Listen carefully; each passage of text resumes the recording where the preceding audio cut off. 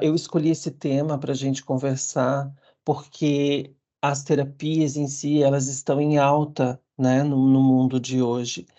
Então, é, é imprescindível que a gente tenha ferramentas, né, terapêuticas no nosso mundo para lidar com os problemas, os conflitos e as questões que envolvem a natureza humana, né? E a arte-terapia é um desses recursos terapêuticos que a gente tem, tá? Dentre tantos outros que existem. Então, a gente já se apresentou. Então, assim, para a gente poder introduzir um pouquinho, né, o que que é arte-terapia, o que que ela faz.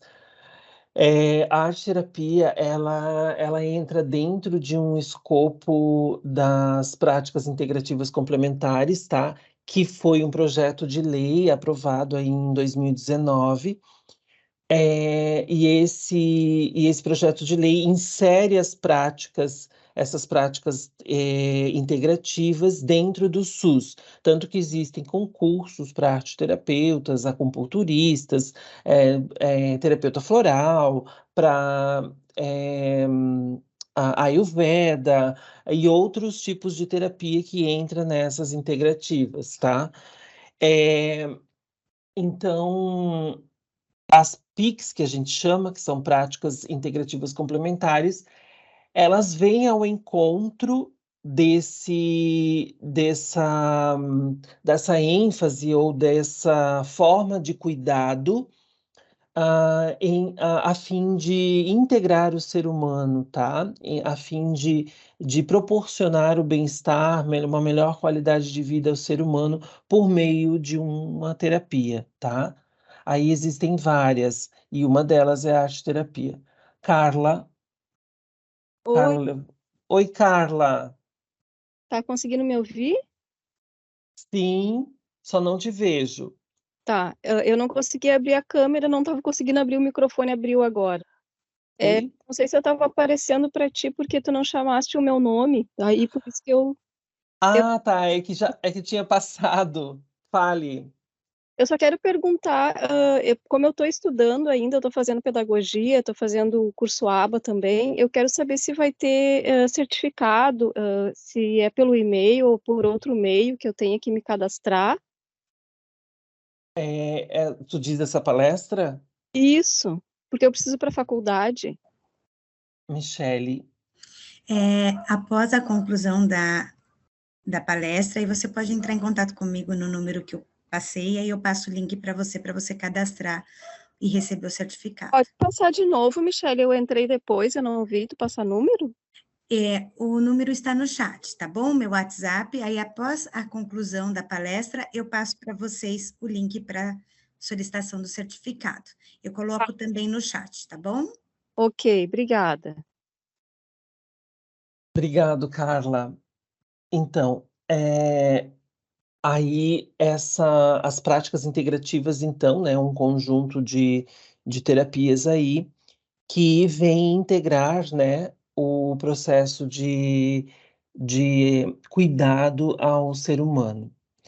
Ah, a arte-terapia, ela entrou no ela existe aqui no Brasil desde ali entre 2004, mais ou menos, né, onde ela foi realmente, onde ela realmente recebeu aí o título, né, de arte-terapia e foi instituído normas pela UBAT, que é a União Brasileira, das Associações de Arte-Terapia, onde se instituiu normas e regulamentos a respeito, dos cursos de arte-terapia, da formação e assim por diante, tá? Então a arte-terapia ela é um recurso terapêutico aí novo, é uma ciência nova, que é filha, a gente costuma dizer que ela é filha da psicologia, né? Porque ela caminha com a base, da psicologia e também com a base das artes plásticas e também das outras linguagens, não verbais, como da música, da dança, da expressão corporal, tá? A gente também costuma dizer que a arte-terapia ela trabalha com a linguagens expressivas, tá? E não necessariamente a falada, né? Se você, por exemplo, projeta um desenho, uma escultura ou qualquer outra coisa, você não necessariamente precisa falar sobre aquilo. Você fala se você quer, porque a própria projeção em si, ela já é uma manifestação, ela já é uma personificação da sua vivência, de parte da sua história e do que você está vivendo, tá? E isso vai gerando um processo de transformação, de metanoia, né, interna, tá? Pode falar, Paty. Franklin, a atuação do arte-terapeuta, assim, ele precisa ter graduação para atuar? Existe graduação em arte-terapia? Primeira questão. E a segunda, eu sei que existem várias pós-graduações. A, a habilitação sendo pós-graduada em arte-terapia para atuar? Eu gostaria de saber da atuação, assim. Sim, você tem que ter uma graduação, tá? E você pode ter, para você ser arte terapeuta, você tem que primeiro ter uma graduação, pode ser na área da saúde, na área da educação, ou às vezes você é da área administrativa, quer mudar de área, você faz uma pós, que dura em torno aí de 2 anos, mais ou menos, 2 anos, 20 meses, por aí. E você, então.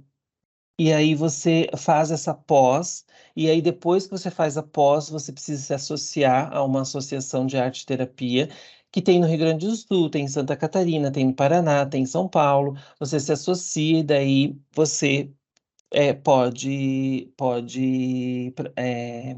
abrir ateliê, você pode ser autônomo, você pode fazer concurso público, você entende? Daí você pode trabalhar na área, tá? Ok? Graduação em arte-terapia, isso ainda está em estudo, mas hoje já se fala em mestrado também em arte-terapia, tá? Mas ainda isso é muito incipiente, por quê? Porque a arte-terapia, ela quer se consagrar ali como ela quer ter um conselho, né, de arte-terapia. Assim como existe o conselho de medicina, conselho de psicologia, a arte-terapia também quer se solidificar como um conselho, como uma profissão regulamentada, tá? Então, porque a arte-terapia, quando você vai se cadastrar, ou você vai trabalhar, o teu registro, o teu CBO é como práticas terapêuticas, que entra lá, você entra no combo lá dos, dos reikianos, dos que trabalham com floral, dos que trabalham com práticas integrativas em geral, enfim. Você entra dentro das práticas integrativas. Quando regulamenta, é uma profissão separada, entende? Fica como um conselho separado. Então, a arte-terapia, o BAT hoje, que regulamenta a área, ela luta no Congresso para que a nossa profissão seja mais independente, né? Alcance mais Sim, independência e assim autonomia. como a musicoterapia, Franklin, agora, Isso. acho que os musicoterapeutas conseguiram o seu lugar na saúde ou não? Eu estou enganada. Isso, os musicoterapeutas também são da área integrativa, é da mesma área que a nossa, ainda não é regulamentada, tá? Como um conselho, né? Mas se trabalha do mesmo jeito, pode ter sua autonomia do mesmo jeito, a única coisa é que não tem um conselho, tá? Tendo um conselho, ela é melhor reconhecida e ela se fortalece mais, tá? Caroline Platchek. Placek. Placek. Oi, Caroline. Tudo bem? De onde és? Eu sou de Curitibanos, é o centro de Santa Catarina, né?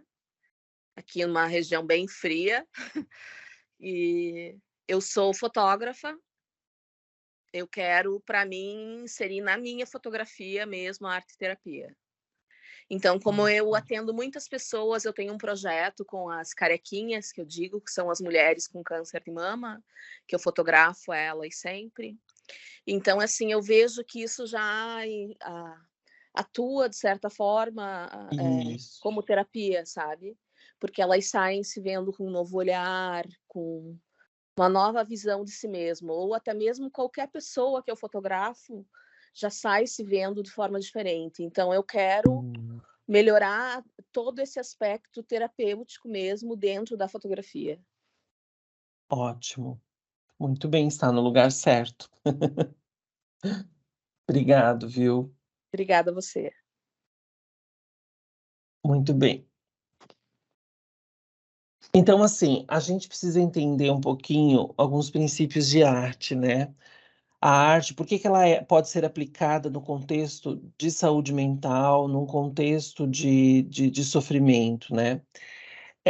O Mariano Júnior, ele tem um artigo onde ele faz um trabalho num CAPS e ele discorre um pouco sobre isso, né? E ele vai dizer lá que a arte a arte ela tem ali uma expressão muito singular a quem a faz, a quem projeta, né? Seja demonstrando seus sentimentos, indicando ideologias, toda e qualquer expressão artística ela vai remeter a uma vontade de expor uma história, uma nova forma de ver algo.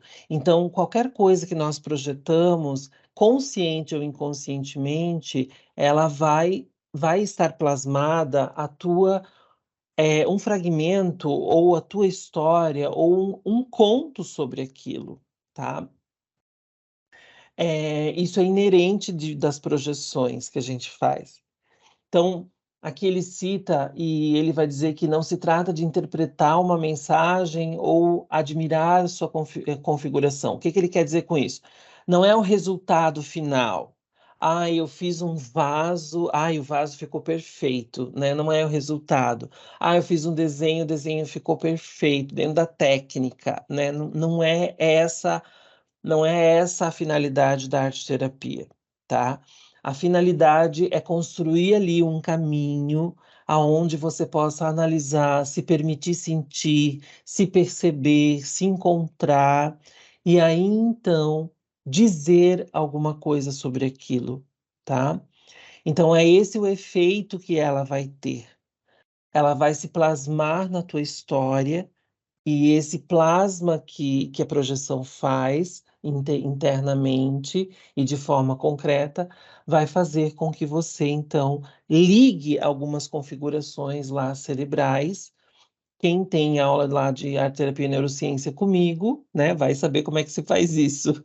Então, existem alguns neurônios, neurotransmissores ali que trabalham com a sensorialidade e elas vão fazer ali as conexões e vão tratar, de certa forma, vão fazer as ligações necessárias para as construções de compreensão que você precisa, tá?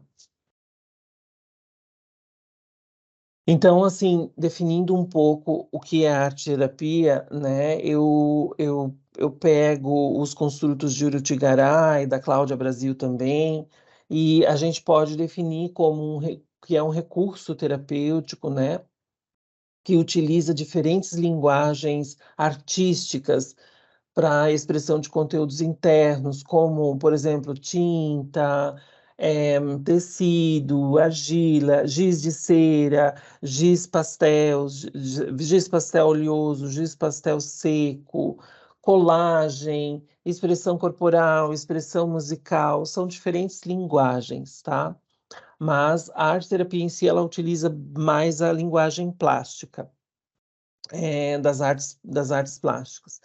E assim, o interesse não é o resultado final, não é que fique bonito, que fique perfeito, que fique visualmente contemplativo, né? O objetivo é o fazer, materializar aquilo que se sente, para daí você então construir uma história em cima daquilo, ou plasmar um sentido, um significado em cima daquilo que tu projetou, tá? Isso é terapêutico. Então,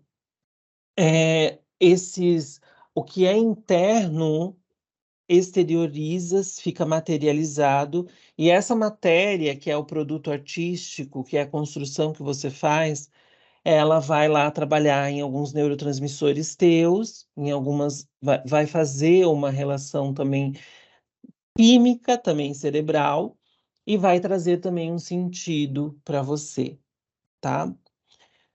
Não tem como a gente separar, o ser humano é biopsico, físico e espiritual, então não tem como a gente separar corpo e mente, tudo acontece simultaneamente. A gente separa, né? Por exemplo, vai estudar lá os neurônios, vai estudar a linguagem simbólica, vai estudar os mitos, vai estudar os contos de fada, vai estudar o material que tu vai usar.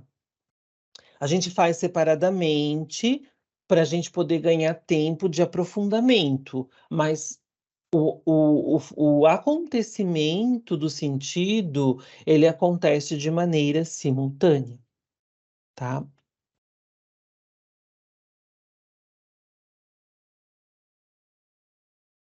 Aí, esse Mariano, ele vai fazer uma crítica, né, sobre a questão de fazer arte, né, que às vezes as pessoas que trabalham em algumas instituições, ou principalmente com pessoas com um transtorno grave, mais intenso, ele vai fazer uma crítica e vai colocar que às vezes se faz arte por fazer, para passar o tempo, né? Sim, nós podemos fazer arte para passar o tempo e por aquilo fazer bem para a gente. Isso se chama arte como terapia, ok? Quando você, eu vou fazer minha cartilha de desenhos, eu vou fazer um mosaico hoje para relaxar um pouco, fazer uma coisa diferente. Arte como terapia, tá? Só que você não processa de certa forma, porque não tem intencionalidade de sequência. Agora, a arte em terapia, daí é diferente. A arte em terapia você faz com uma pessoa treinada, habilitada para processar emoções por meio da arte, tá? Daí ela vai sequenciar intencionalmente um rol de práticas expressivas, de sessões, para que você possa atingir autoconhecimento, maior qualidade de vida, trabalhar um sintoma que você tem, né, um transtorno ou algo do gênero, tá? Então, a arte como terapia é o fazer arte com um resultado ou com uma estética ou que te faça bem, é a arte como terapia. E a arte em terapia é a arte onde você faz com acompanhamento dentro de um processo terapêutico com a intencionalidade de trabalhar as demandas específicas, tá? Então, tem diferença entre as duas, ok? Então, ele vai fazer essa crítica, né? Que às vezes se faz arte pela arte, assim, como se fosse assim, não tem o que fazer, então faz arte, né? Então, não é bem assim. Aí ele vai dizer aqui, ó, as práticas de arte-terapia, se aplicadas de forma correta, daí o que ele está querendo dizer aqui? Se aplicadas de uma forma técnica, sequencial, assistida, né, por uma pessoa idônea, formada na área, ela vai fazer com que respeite ali a subjetividade do sujeito, por quê? Porque vai causar uma sequência, uma espera, tá? Quando você cria uma intencionalidade no teu processo de terapia, isso vai gerar uma atitude de espera de quem é terapeutizado, de quem recebe a terapia. E isso, de certa forma, é um respeito à subjetividade e à singularidade do ser. E aí, então, ela vai gerar o quê? Vai gerando a autonomia, a liberdade de escolha, vai priorizando essa forma autônoma de você fazer as coisas sem esperar um resultado estético ou contemplativo, enfim, tá? Então, ele diz aqui que que vai se perceber, né, uma melhora na autoestima, um melhoramento na maneira como enxerga o mundo e as demais pessoas. Então, quando ele fala desse efeito, desse resultado, ele está falando de quando a gente faz intencionalmente, dentro de um processo arte-terapêutico, tá? Ou seja, de uma arte em terapia, tá? Que é diferente lá do artesanato. Quando você faz artesanato, gente, claro que é terapêutico, claro que faz bem, claro que é gostoso, mas é a arte como terapia. A arte em terapia, ela é diferente, ela é intencional. Você vai trabalhar intencionalmente as demandas, tá? E aí, para isso, existe um rol, uma sequência de sessões. A gente costuma dizer que a arte-terapia ela é um recurso de curto a médio prazo. Por quê? Porque ela trabalha com programação de sessões, tá? Aplicadas ao sofrimento psíquico, ela pode ser aplicada, né? Não tem limite de idade, ela pode ser aplicada para as diferentes demandas, desde autoconhecimento, dificuldades escolar, apoio pedagógico, em ONGs, em instituições, na área organizacional. No contexto de sofrimento psíquico ou no contexto de saúde mental, a gente precisa pensar um pouquinho mais o que engloba, o que envolve esse conceito, tá? Então, sofrimento psíquico, gente, todo ser humano, em algum momento, vai passar. Isso é inerente da condição humana, tá? Sofrer em algum momento é inerente.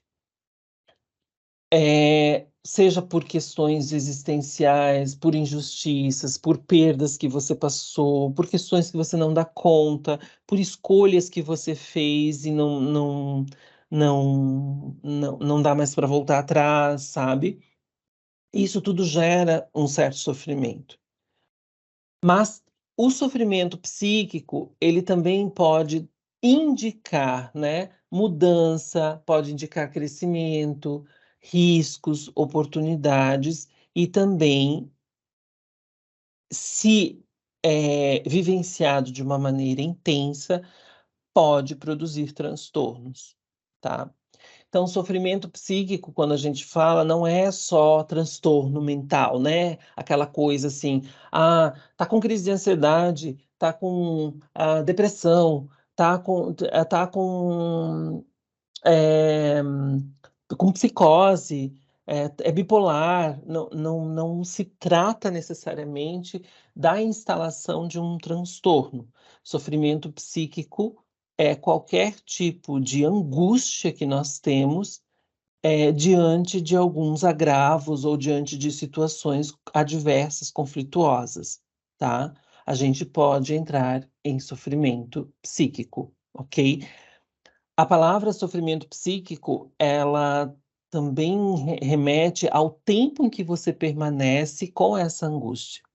Se essa angústia permanece em você por mais, por exemplo, por mais de uma semana ou duas, o sinal de alerta precisa ligar, porque tem alguma coisa acontecendo aí que te tira da normalidade, tá? O que é tirar da normalidade, né?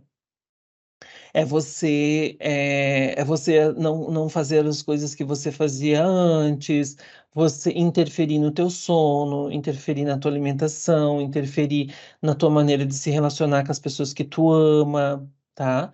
Então, disfunciona. Quando disfunciona, um sinal de alerta precisa ser ligado, tá?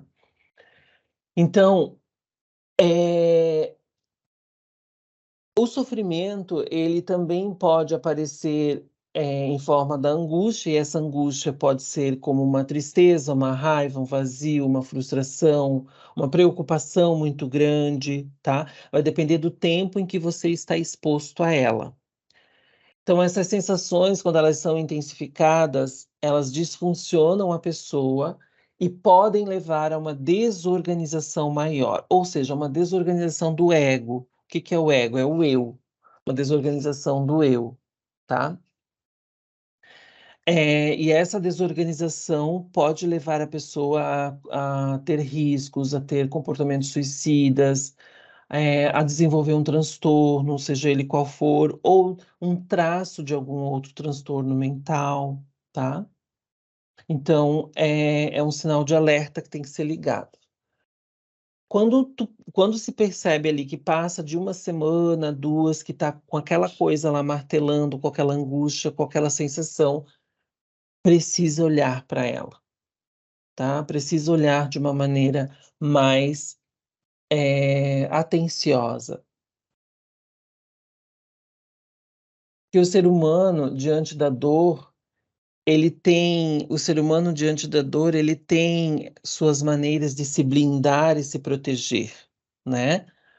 Todos nós sentimos dor, né? Dor. E por situações inacabadas, por situações que a gente não deu conta. E na hora da gente mudar ou se transformar, ou querer se transformar, ou somos provocados a nos transformar, a gente vai querer se defender disso, né? A gente vai se sentir ameaçado, porque vai mexer naquilo que nos comove ou naquilo que dói. Então, cada um tem seu tempo de desabrochar, de se compreender, de se tratar, de se olhar. E a arte-terapia, nesse contexto, ela é altamente eficaz, trabalhando em conjunto com outras terapias, porque ela vai trabalhar essencialmente com a projeção de dentro para fora, né? Com a materialização da emoção, tá? Então, quando se materializa uma emoção, fica mais fácil de você manipular, manusear ela. E aí, então, você tem mais recursos, mais liberdade para trabalhar com aquilo que você sente, tá? Quando você materializa uma sensação, um sentimento, você passa a se sentir mais empoderado de manipular, de manusear aquilo, tá? E passa a ser mais concreto, mais visualmente, mais visual, mais sensorial. E isso gera uma repercussão, uma reminiscência lá inconsciente de poder, de eu posso, né? Por isso que muitos artigos publicados, eles sempre vão relatar que teve melhora na autoestima. A maioria dos artigos publicados sempre tem efeitos da arte-terapia melhora na autoestima. Por quê, gente? Porque fortalece, materializa o ego dessa pessoa, materializa, tá? Materializando, você se sente no comando, no poder, na percepção, na lucidez do que está acontecendo contigo, tá? E aí você consegue trabalhar e evoluir mais, tá?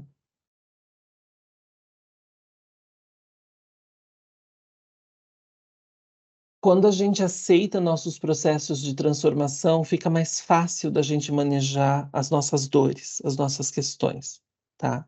Agora, quando a gente fica muito na zona de conforto, ou a gente tá bom do jeito que tá, não mexe, né?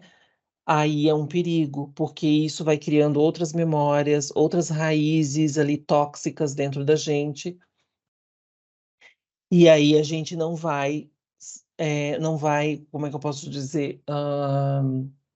Não vai criando uma perspectiva de mudança, tá? Então, isso é muito perigoso também.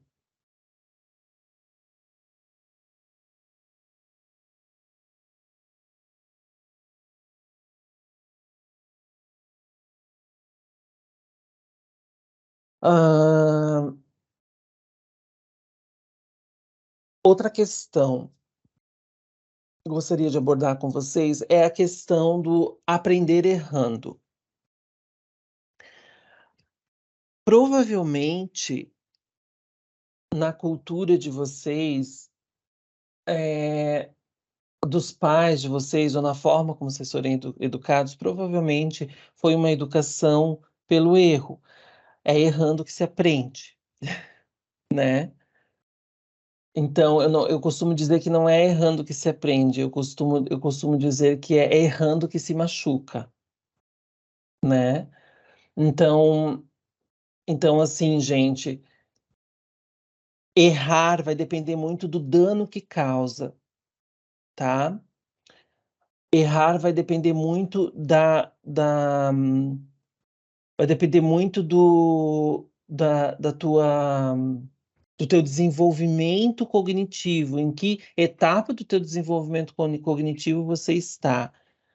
Então, por exemplo, é esperado que uma pessoa com 25 anos, 26, entenda que vai se relacionar com alguém, ela tem que ter um conhecimento mínimo da pessoa, tem que conversar, tem que dialogar, tem que falar sobre si, ouvir o que o outro tem que falar tem a falar sobre ele. São condições básicas esperadas. Você não precisa errar para aprender isso.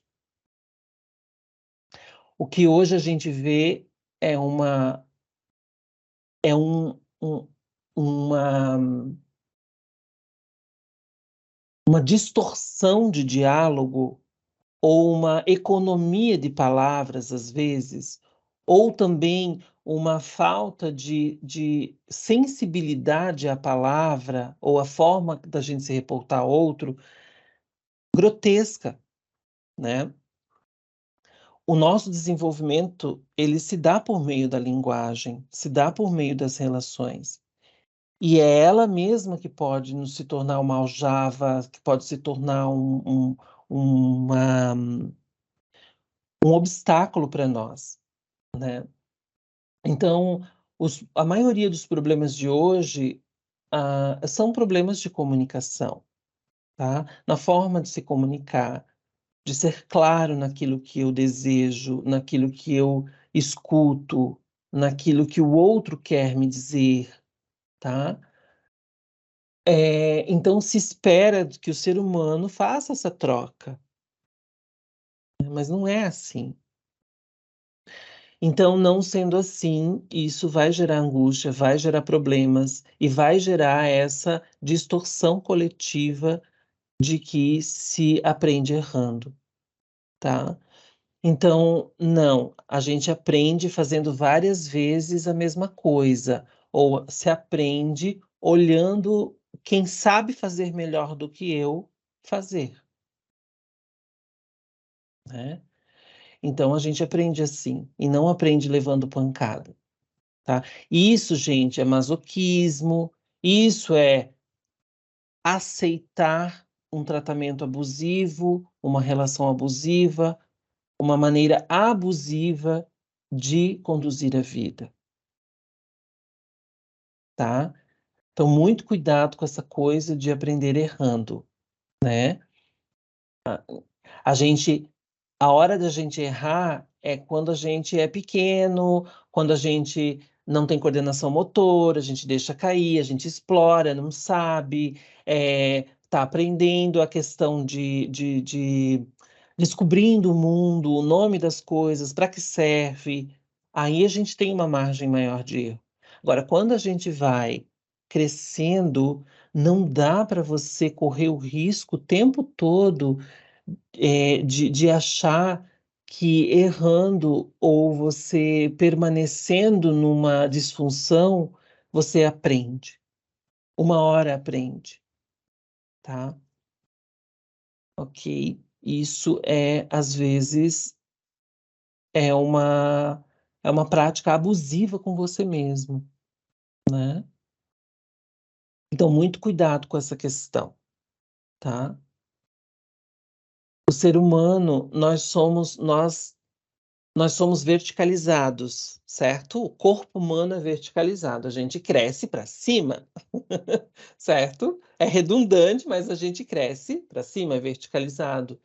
Então é dessa maneira em espiral, é dessa maneira verticalizada que a gente precisa se desenvolver internamente, cognitivamente, espiritualmente e assim por diante, tá?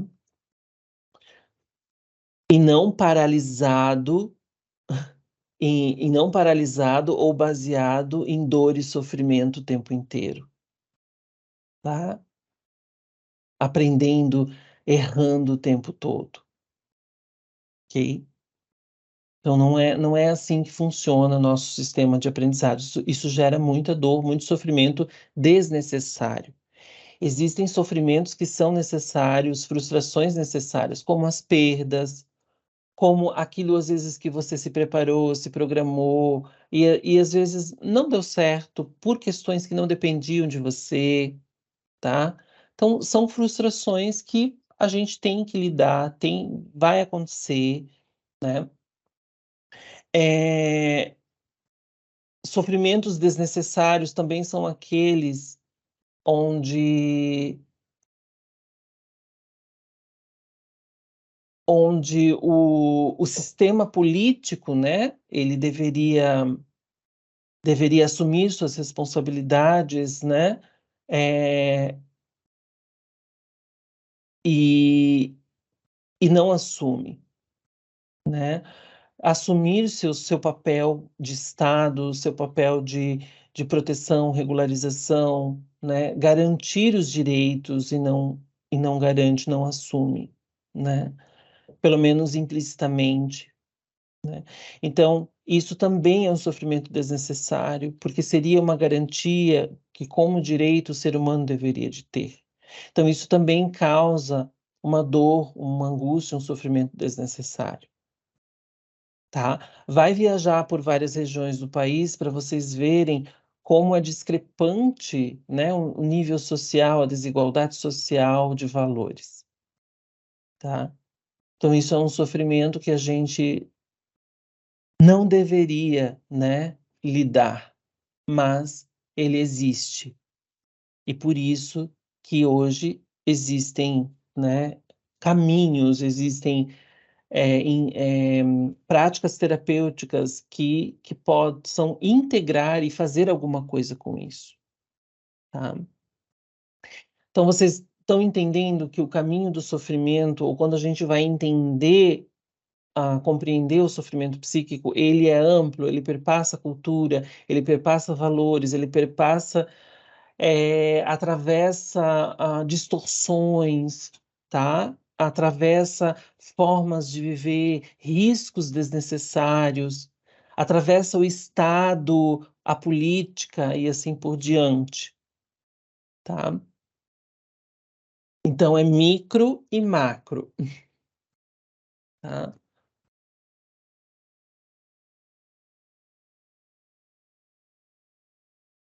Não vou entrar muito em detalhes, mas o sofrimento psíquico, ele também tem a ver com a personalidade, porque vai depender muito de como também o meu funcionamento, a minha personalidade acolhe e rejeita, basicamente, né.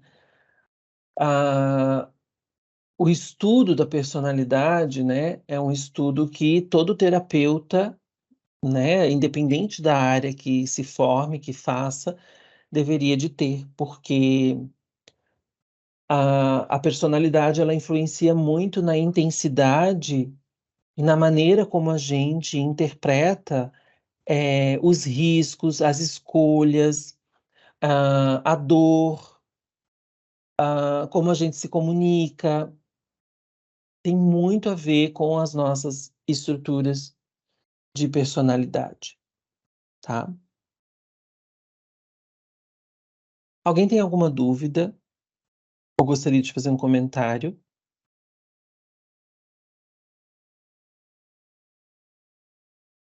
Não?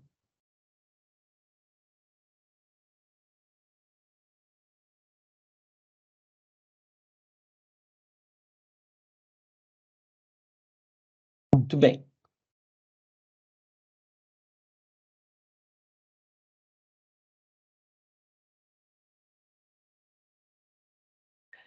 Então agora eu quero convidar um pouquinho vocês para a gente fazer uma breve prática expressiva, e uma prática expressiva, assim, bem,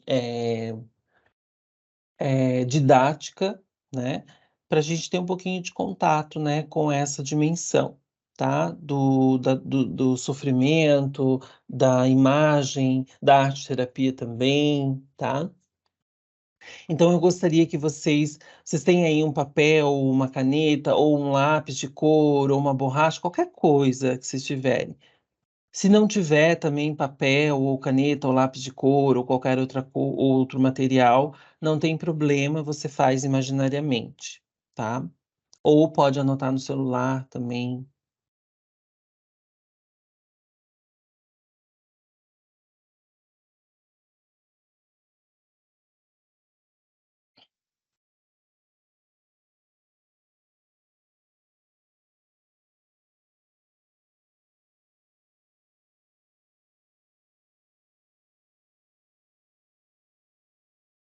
Então a gente vai trabalhar agora um pouquinho com a escrita criativa, tá? A gente vai trabalhar uma imagem, vocês vão olhar para a imagem, vai ter uma pergunta e vocês vão tentar responder essa pergunta e se inspirando na imagem, tá? Eu vou passar ali no chat um fundinho musical para vocês colocarem, irem ouvindo, enquanto vocês fazem essa correlação com a imagem, tá? Só um minutinho que eu vou passar ali.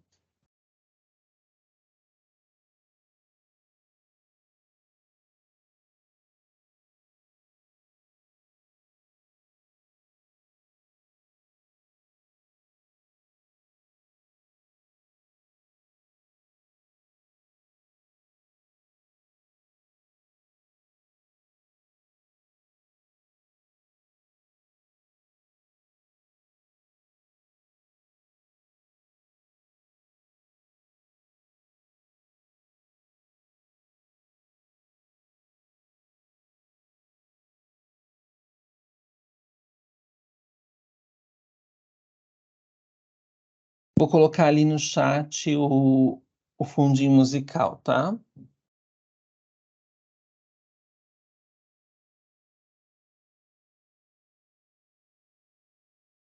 Então vocês podem colocar esse fundinho musical. Eu vou colocar essa imagem aqui. Então, nessa imagem, vocês estão percebendo que tem uma pessoa ali, entre uma torre e outra acima das nuvens, tá?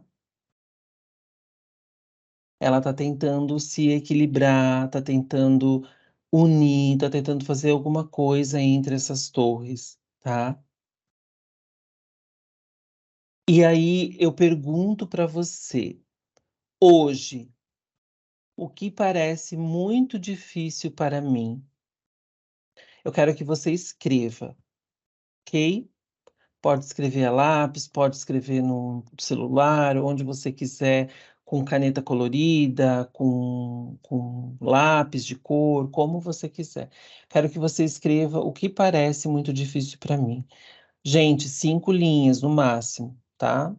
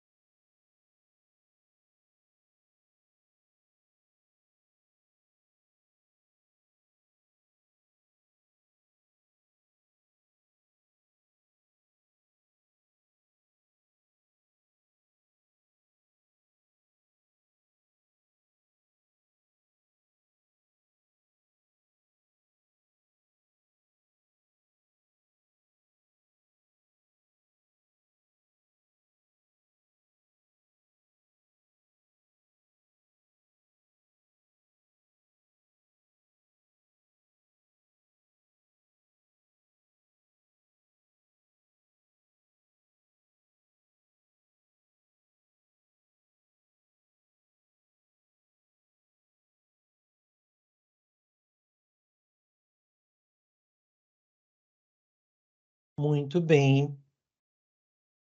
Agora eu quero te convidar a pensar um pouquinho nessa imagem, olhar para ela. Olha bem para essa imagem, o que está acontecendo nela?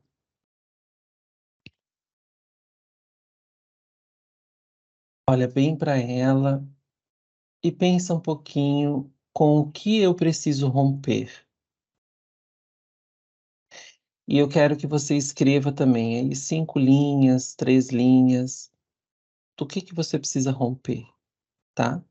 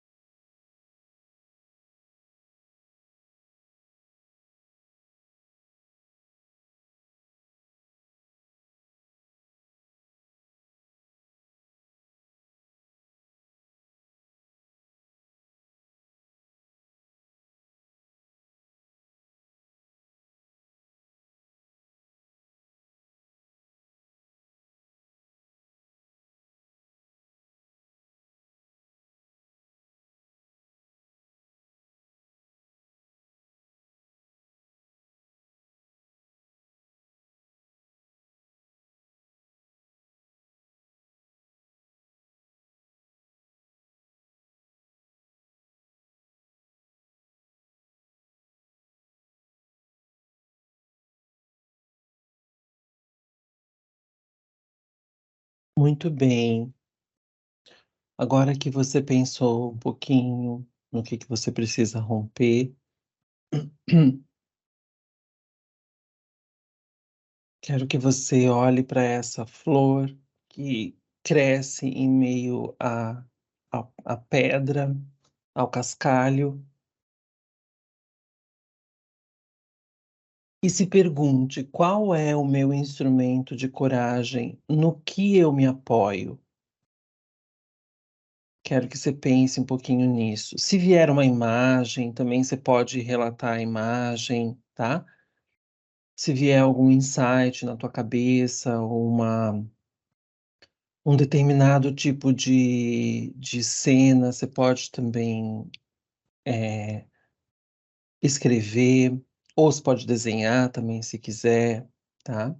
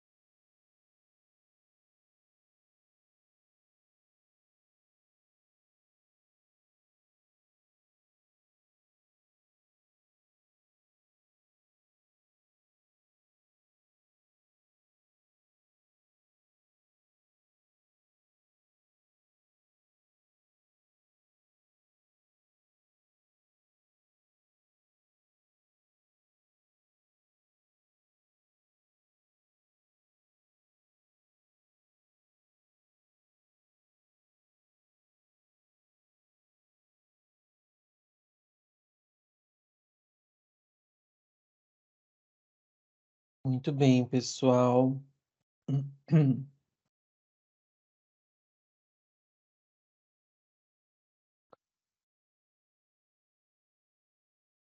Então eu fiz essa proposta dessa sequência de imagens para vocês sentirem um pouquinho. Existem várias maneiras da gente trabalhar essa mesma coisa que a gente fez hoje, né? Com essas 3 sequências de imagens.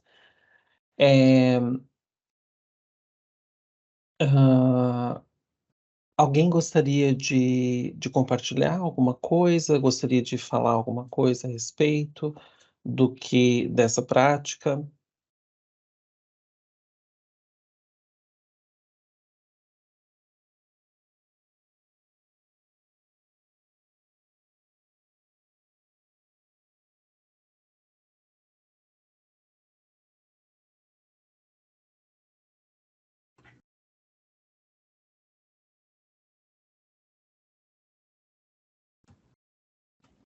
Quer falar? Sim, eu acho que ela leva a gente a uma reflexão de início, meio e fim, né? Eu acho que primeiro traz aquilo que está doendo, aquilo que está incomodando, aí se trabalha aquilo e, por fim, acho que a gente consegue entender o caminho a seguir, né? Onde está a resposta para algumas coisas. Isso.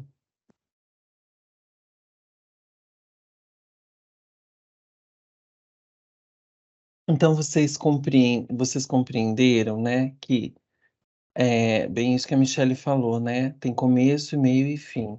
Então, a gente primeiro identifica o nosso limite, identifica onde está o que é difícil, onde está a nossa dor, né, as nossas limitações, porque o que é muito difícil para mim pode ser uma limitação, pode ser uma coisa que eu não dou conta, pode ser uma dor, pode ser um trauma, pode ser qualquer coisa, que cada um vai interpretar o que é difícil, né.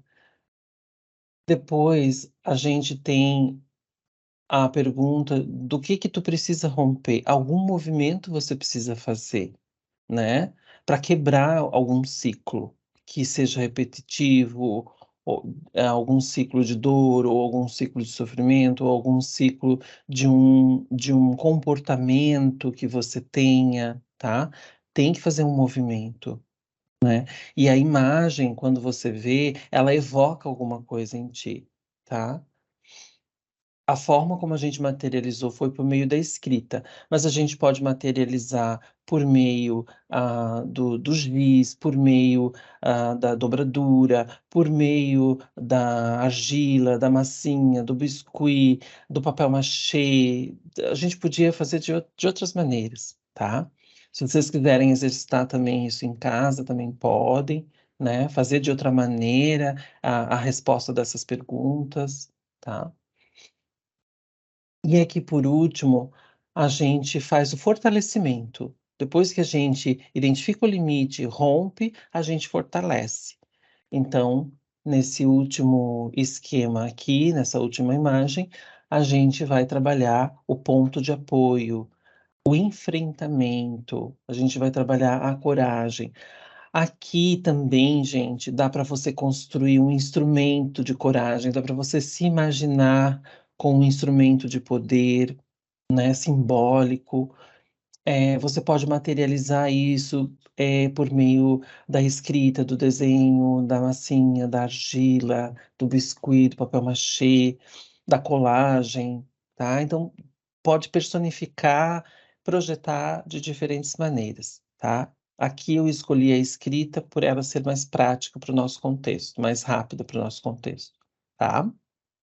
Mas você pode aí, no final de semana, aproveitar e construir seu objeto de coragem, seu instrumento de coragem, tá. Pode materializar ele de outra maneira além da escrita, tá bom. Então vocês entenderam que tem uma lógica, uma sequência? Então um arteterapeuta, ele entende disso, ele entende dessa lógica da imagem, tá. E ele entende onde que ele quer chegar também com aquilo. É claro que as repercussões que isso vai ter no sujeito, a gente não tem controle e eficiência de previsão disso.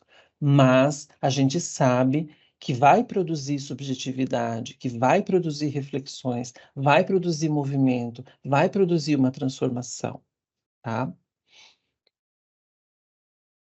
Vou olhar aqui os comentários. A Paty diz que ótima atividade de autoconhecimento.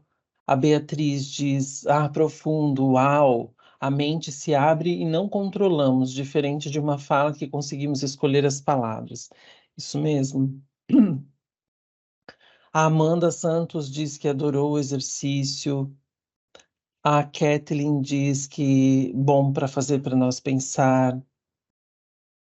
Quem mais levantou a mão aqui? A Adriana Santana.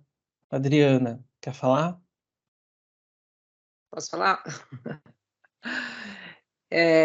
Eu acho incrível, assim, a questão do impacto que a imagem tem. É lógico que ela vai ser para cada pessoa, né? Mas, assim, a primeira imagem, como é uma questão de altura, dá a impressão, assim, que eu tenho uma conexão tão grande que parece que eu já fico até ali imaginando eu estando naquela altura, né? E o quanto isso tem um impacto para mim, porque eu tenho medo de altura, né? Assim, a segunda, eu fiquei bem impactada, porque quando você falou de sofrimento psíquico, né, e a imagem parece que ela faz bem essa relação com a questão da fragmentação, né, e que é uma ruptura mesmo, né, então, assim, como se o sofrimento psíquico transportasse a gente a estar se rompendo em diversos pedaços, né, mas ao mesmo tempo depois você tem a possibilidade de juntar tudo isso, né, e a última imagem, então, para mim foi bem impactante, porque é toda a delicadeza da flor no solo rígido, né? Então, dá a impressão que dali não floresce nada, né? Mas toda a questão da luz, das cores, então, assim, é uma imagem tão bonita, né? De delicadeza, rigidez, mas ao mesmo tempo de persistência, né? E o ano passado a gente foi numa exposição dos Gêmeos, que estava lá no Centro Cultural Banco do Brasil, e tinha uma imagem muito parecida, muito. E assim, essa questão das imagens mexe muito comigo. Às vezes, quando tem uma imagem assim que eu faço uma conexão, eu fico até meio parada assim na frente, parece que eu estou entrando, né? E era um cenário de guerra, então tinha assim um buraco de bala e a moça estava dentro também do buraco e no capacete do soldado tinha uma imagem de uma flor florescendo. Então assim era tudo muito, né? O renascer também diante de um caos, né? De uma situação de caos. Então, eu acho muito bacana isso, né? A questão do impacto das imagens, né? Então, para mim, sempre é assim: primeiro a imagem, aí depois vai vir a pergunta, né? Aí eu consigo fazer associação de tudo isso, né? E aí, quando você consegue reler, né, o que escreveu, então eu falei, nossa, é muito legal, né? É muito mágico, né? Muito mágico, é isso mesmo. Muito bem, obrigado pela tua fala, Adriana, pela tua contribuição. A Carla, quer falar? Carla.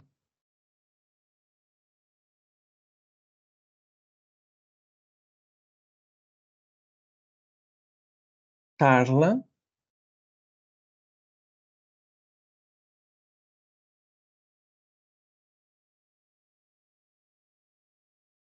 A Carla. Carla, teu microfone tá ligado, mas a gente não tá te ouvindo.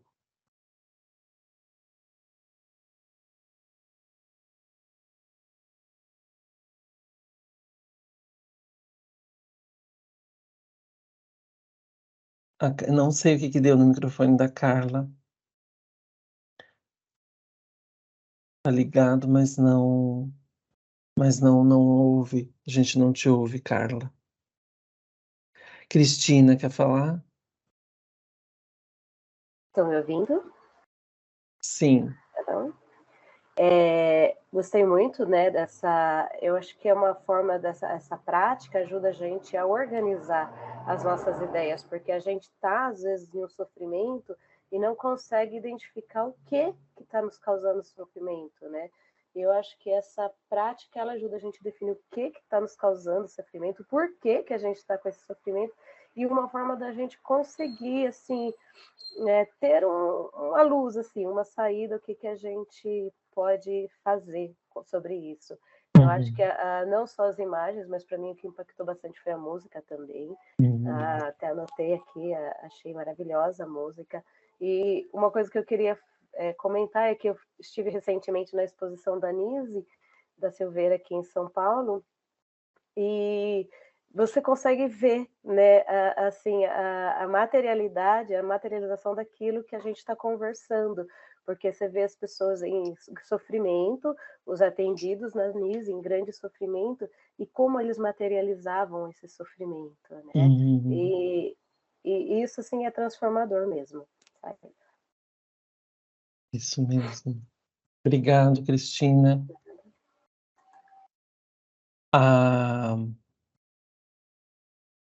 A Gláucia diz que gostou muito do exercício, que trabalha muito com imagens arquetípicas do tarô, que são muito potentes.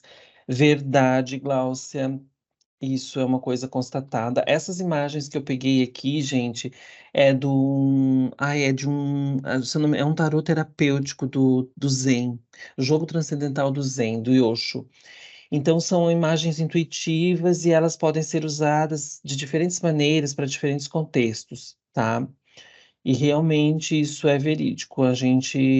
A potência, né, do arquétipo é impressionante.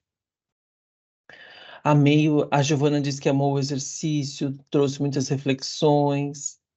A Patti coloca que essa imagem nascendo, rompendo as pedras, aparece como símbolo em várias obras, inclusive em obras cinematográficas. A música de fundo potencializa a interiorização. Isso mesmo. É um conjunto, né? É um conjunto de coisas. É um conjunto de coisas, e essas coisas eu quero dizer um conjunto de elementos, de itens que dão um resultado final, né? A Andrea, ela diz que é muito interessante, que muitas vezes não conseguimos enxergar que temos um instrumento de coragem e que como podemos potencializar esse instrumento para romper com processos cristalizados. É isso mesmo. É, a verdade daquilo que nos pertence, ou a verdade daquilo é, que nos dá a saída para as nossas questões, ela está aqui. Ela está aqui na nossa frente, né? A gente precisa se questionar, fazer a pergunta correta, olhar para a imagem daquilo que vem de certa forma, materializar essa potência e colocar ela em prática. Aí a gente consegue trabalhar melhor as nossas questões, né? Eu tinha um paciente que ele perguntava assim para mim: Franklin, por que que eu não prospero? Eu faço tudo correto, eu sou uma pessoa correta, eu não prospero. Franklin, por que que eu sou assim? Por que que eu não mudo esse jeito? É estranho e não sei o quê. E ficava sempre assim no porquê das coisas, né? Aí um dia eu olhei para ele, eu fiz uma prática expressiva, olhei para ele e falei: "Tu tá percebendo que a pergunta que você faz é errada? Por isso que você não encontra as respostas e as saídas que você precisa." Então, a pergunta que a gente faz para a gente mesmo, ou para a imagem que a gente materializa, ela é muito importante. Porque se você pergunta errado, às vezes você não vai ter uma resposta adequada para aquilo que você precisa. Então, primeiro, por isso que é importante primeiro a gente identificar bem o que a gente tem dificuldade, o que a gente não aceita, o que a gente resiste. Depois que a gente identifica, a gente consegue fazer um movimento de romper. E depois que rompe, a gente tem a possibilidade de vislumbrar o que que a gente pode fazer com isso e o que que a gente tem de potência para poder fazer os enfrentamentos necessários, tá? Ok, gente. O tempinho nosso é curto, mas eu acho que a troca foi boa. O que que vocês acharam?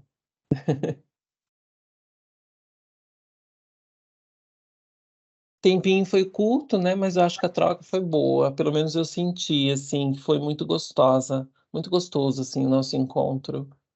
Eu amei estar com vocês. Maravilhoso. Gratidão mais uma vez, professor.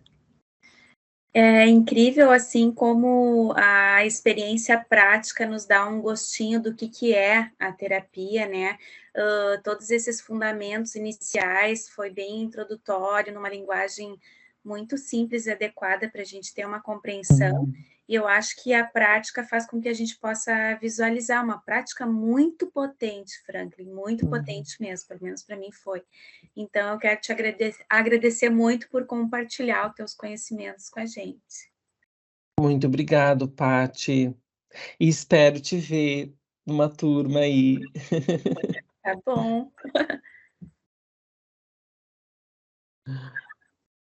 Obrigado, pessoal. A Beatriz está agradecendo, diz que adorou, a Gláucia também. A Gláucia está perguntando se eu tenho algum grupo de estudos. Gláucia, vou ser bem franco contigo, eu cronometro a minha vida. Eu não tenho tempo, tá? Mas já tenho pensado nisso. Eu vou abrir mão de algumas outras coisas que eu faço aqui para montar um grupo, talvez. Mas quem faz grupos de estudo é o professor Sérgio, a professora Rosemar. Você pode pedir o contato dele, do professor Sérgio, para Michele, que ela fornece, tá? Ele faz grupos de estudo. Ele, a Rosemar, tá? Andréia manda um abraço, diz que gostou muito. A Giovana agradece. A Kathleen agradece. A Adriana agradece. Foi incrível. A Amanda diz muito obrigado por dividir essa experiência conosco. Fiquei encantada com a possibilidade terapêutica através da arte. Sim, foi muito gostoso. Eu amei ficar com vocês aqui. E também experienciar novamente essa prática, mesmo que foi rapidinho, né? Só para vocês terem o gostinho. Mas vocês podem fazer, materializar em casa de outra maneira, tá? A Carla diz que meu microfone não funcionou, mas ela adorou. Estou passando por um momento de superação e foi bem impactante para mim fazer a prática nesse momento. Que bom, Carla. Espero que tenha te ajudado a abrir alguns caminhos aí, tá? Pessoal, quero deixar essa mensagem para vocês, tá?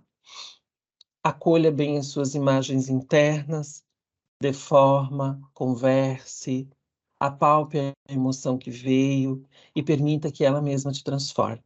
É essa mensagem que eu quero deixar para vocês, tá bom?